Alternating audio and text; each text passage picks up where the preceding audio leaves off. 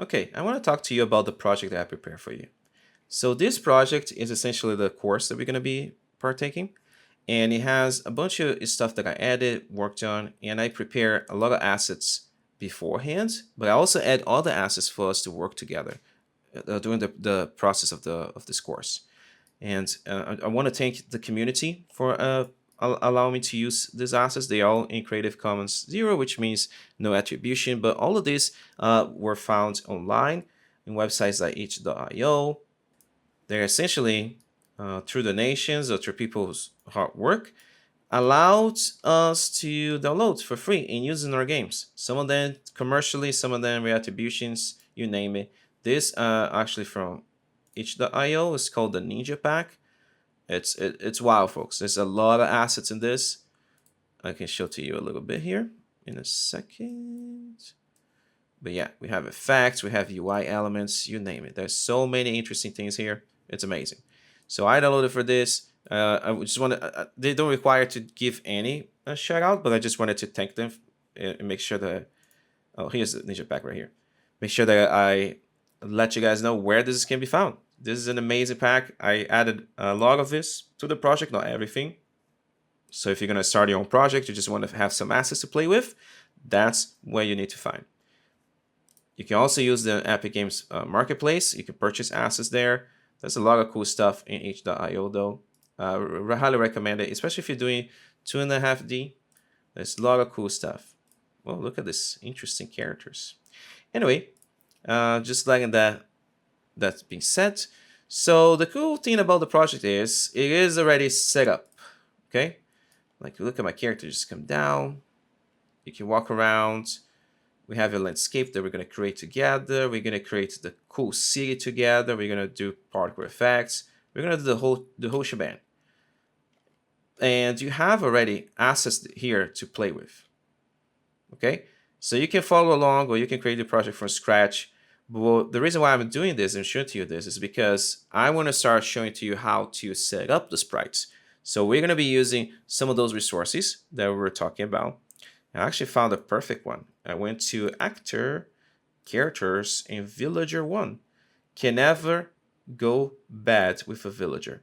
And the little fella is balded like myself. So it's perfect. It's a self-insert of me into this game. Okay, so in order for us to not be distracted by this, I created a level inside my level folder, inside the dev folder called Playtest Arena. It's just an empty level. If you want to create a level like this, just go to File, New Level, and it's a basic one. Literally, that's literally the level that I created. Then you can just go ahead and File, Save Current Level As, and pick a location to save it. So I'm going to override the one that I created because it's the same level.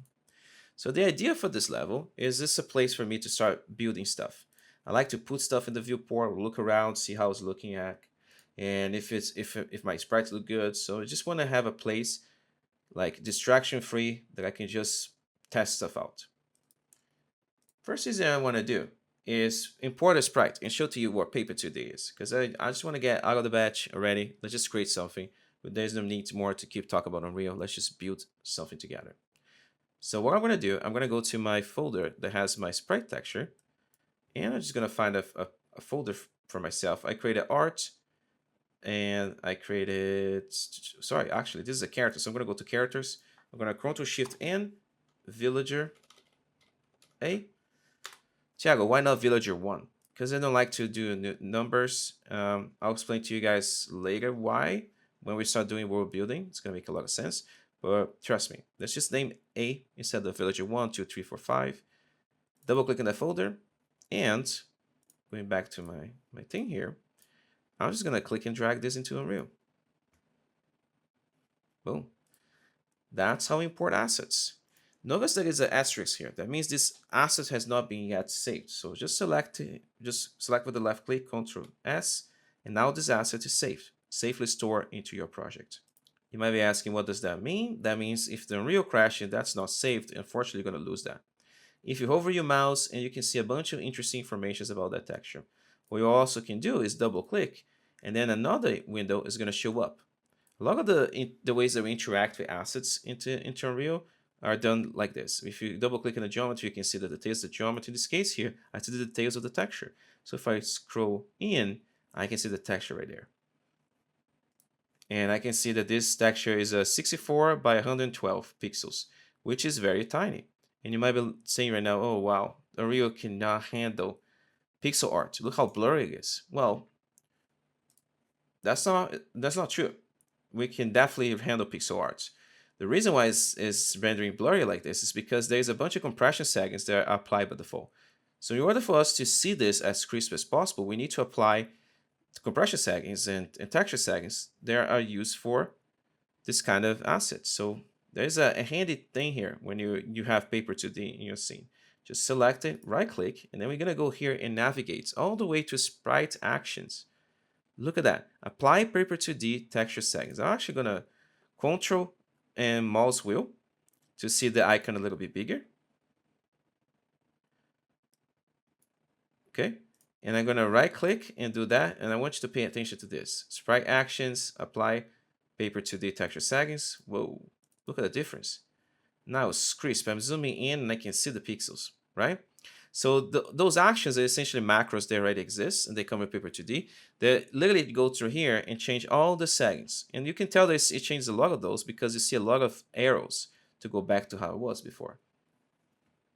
So that's a little insight for you. If you see a lot of arrows, that means it's no longer the default settings, something got changed. So you can just go here and read it. So for example, there's no meat mappings, the texture group is 2D pixels, the compression settings is user interface.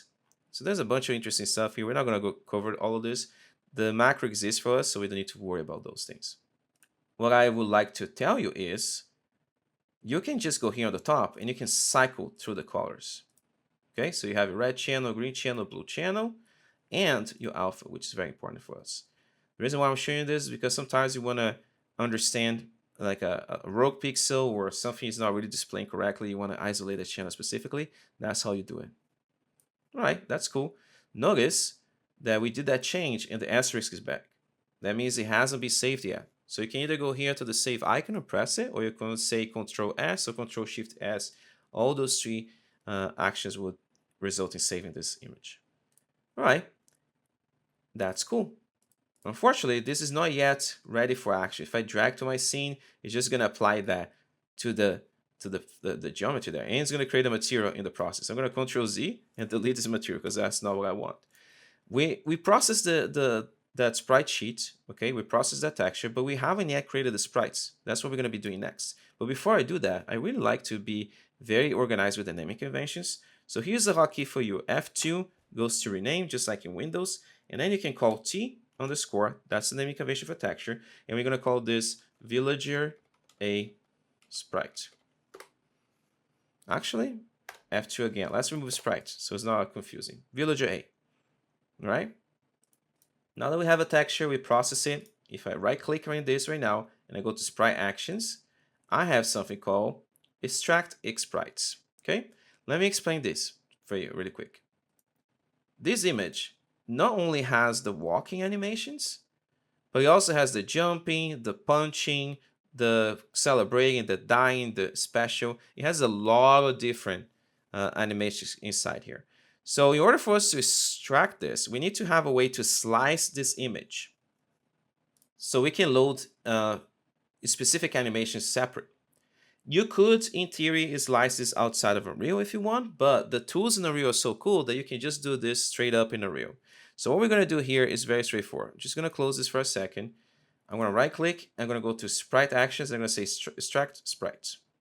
When I do this, notice this cool window to just show up. If I hold the right click and I drag around, I can move this window around.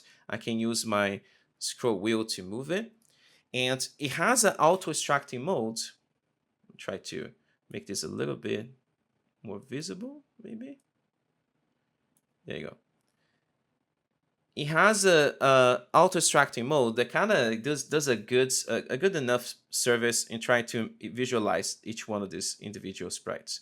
The problem is, look at the padding and the framing.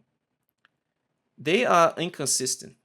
And this is an issue. When you try to do a sprite animation, which is called a flipbook in Unreal, if they have different sizes, you're going to have to align by the pivot in the bottom. It's easier for us if this is just out of the batch, all the same size, even if they have different shapes. The truth is, all of them will fit a specific box. So we're not going to use the strike color. And by the way, you can change all the stuff here. You can just change your outline color to be easy to visualize, the texture tint on top of it, the background. None of this is important right now. What matters to us is this menu here, Sprite Extract Mode. We're going to skip Auto because even though it's trying its best, it's not really useful for us right now. And what we're going to do is click it and use Grid. Whoa, Thiago, something is weird. Now that you select Grid, the whole thing is a sprite. It's going to extract the same thing as you have in the texture here. So what exactly you want me to do with that? Well, what we need to do is play with these settings here, more specifically the first two, in order to slice this image more precisely. You're going to be able to also select the index and the prefixes, suffix of this, but we're not even going to worry about this right now because it's going to be trial and error. I just want to show it to you. So essentially what we're going to do here is count 1, 2, 3, 4, 1, 2, 3, 4, 5, 6, 7. So you have 4 in width, 7 in height. So what you need to do is just go to your cell width here and just put a division math. Divide by 4.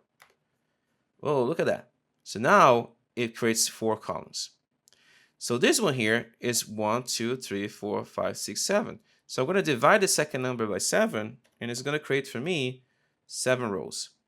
And just like that, I have perfectly square sprites for me. So I'm just going to say extract, and boom, all your sprites extract. With this, you can add that to your scene right now. Okay? You can have that there, leaving there, but that's not yet what we need. Now that we have the texture, what I'm going to do is just Ctrl-Shift-N, and I'm going to create a folder. And this folder is just going to be for me to move the texture out of the way, and also to keep organized the project too. With that done, I'm going to manipulate the sprites in a way that I can isolate what each one of those are doing. The naming convention, like I said, see, they still have an asterisk, so let's just select them all with Shift and Ctrl-S to save it.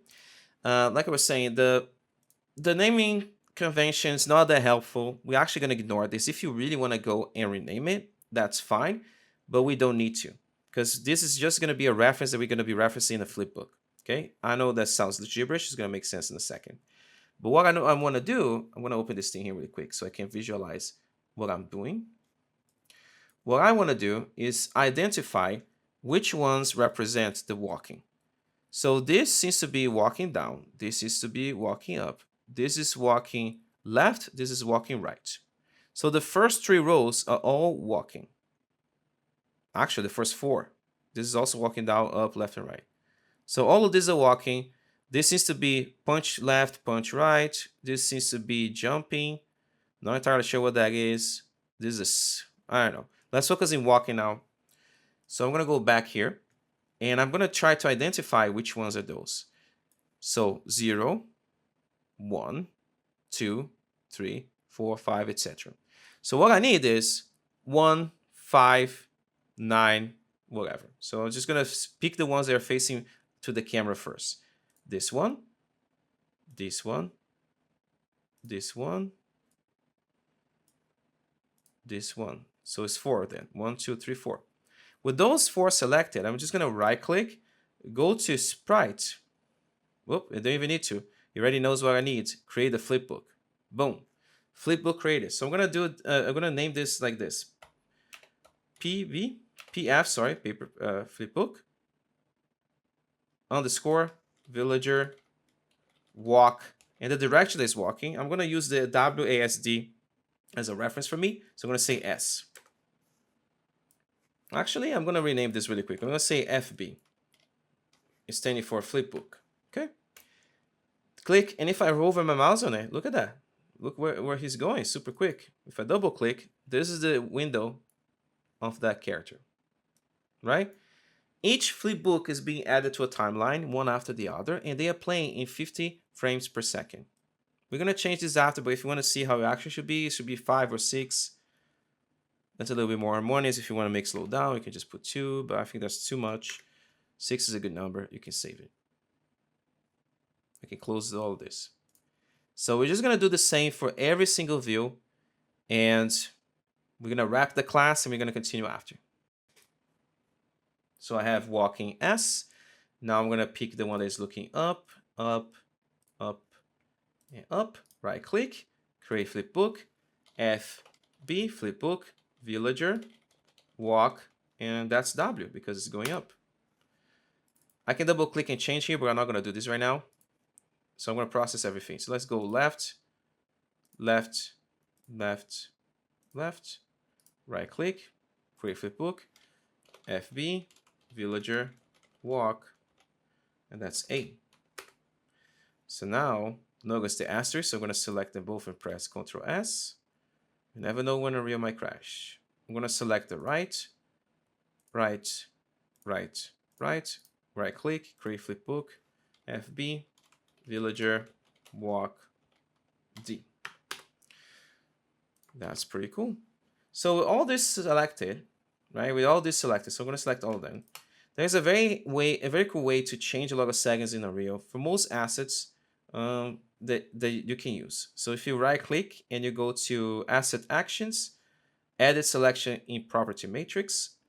If you're using an older version of Unreal, the name of that command is Bulk Edit in Property Matrix. It's one of the things that I use the most. It speeds up the process so much.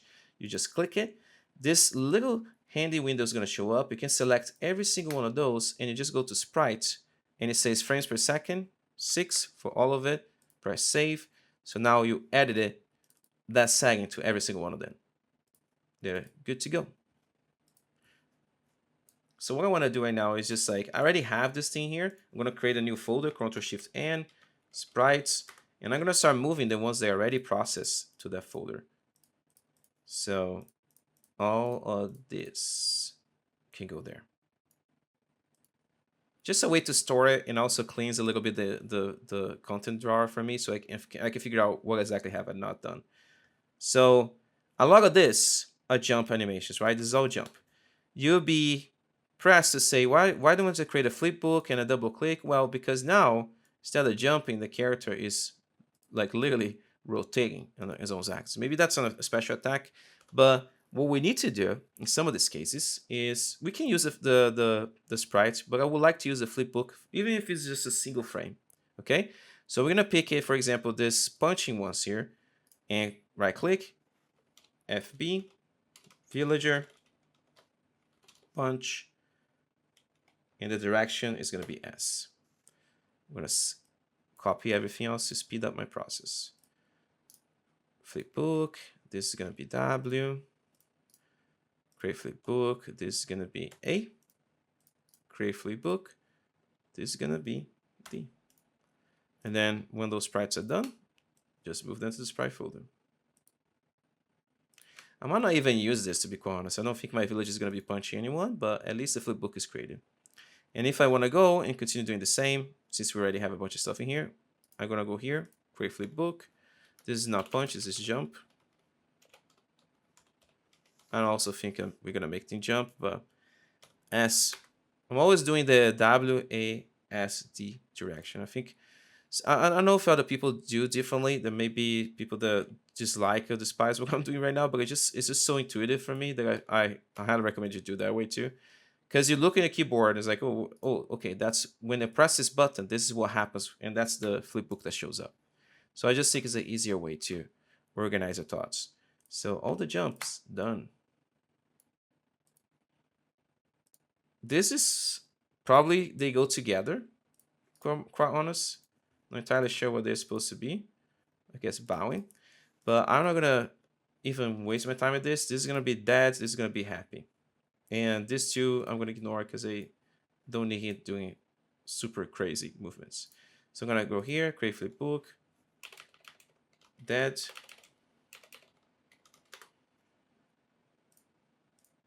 Right click, create flipbook. I'm gonna say happy, celebrating. What maybe is an item pickup, who knows? And just like that, we literally did a whole character. Which means now I challenge you to continue to do this with other characters. So if you go here to characters and you say villager 2, look at that cool design. you can do the same thing. So let's do that. Let's do one more. I'm going to speed through this one just so we know exactly what we're doing. So this is going to be villager B.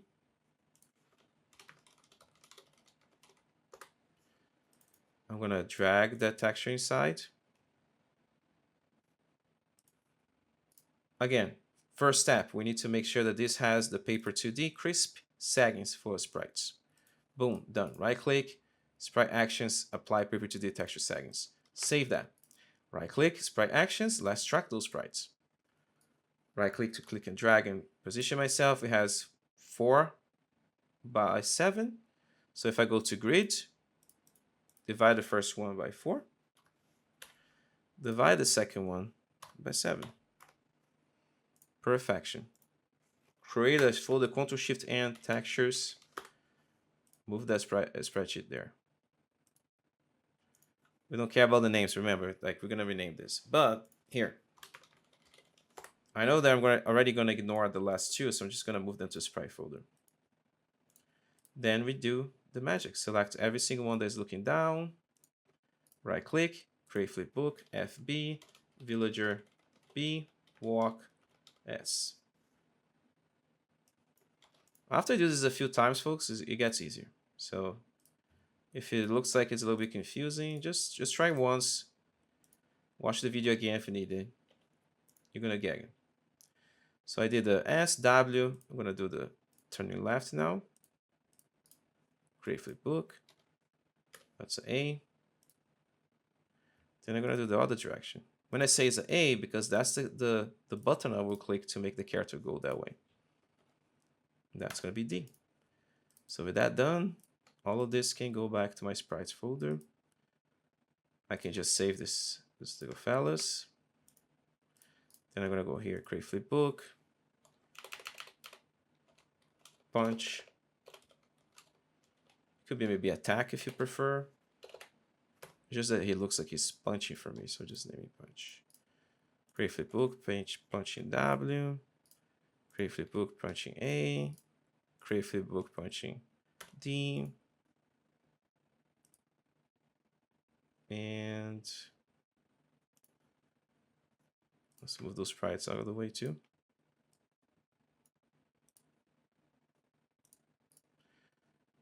Create flipbook, dead.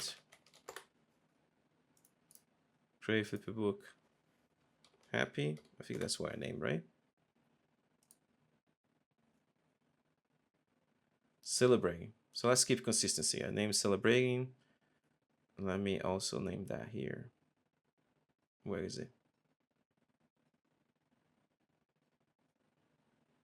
Oh my god, am I blind? Right here. I press F2 to quick rename it. There you go. Select all of them, save. This two can go to sprites. And then the other ones are just jump. So I'm gonna right click, create flipbook. I'm adding, but to be honest, I don't think we're gonna introduce that mechanic. But it's there. Oops, wrong letter. This is S. It's good that you guys see me making some mistakes every now and then, because then you know the kind of pitfalls in my find. This is W. This is A. This is D. And just like that, we just process a whole new character. There are ways to automate this process. We're not going to cover that in this course, but yeah, there's many ways to import a lot of assets and just have them already pre-established for you. But this is a quick process. It doesn't take that much time. The only thing we need to do now, check this out. We're going to select all of them, right click, asset actions, edit properties, and just go here and just make sure that we have that to 6, every single one of them. Boom, done.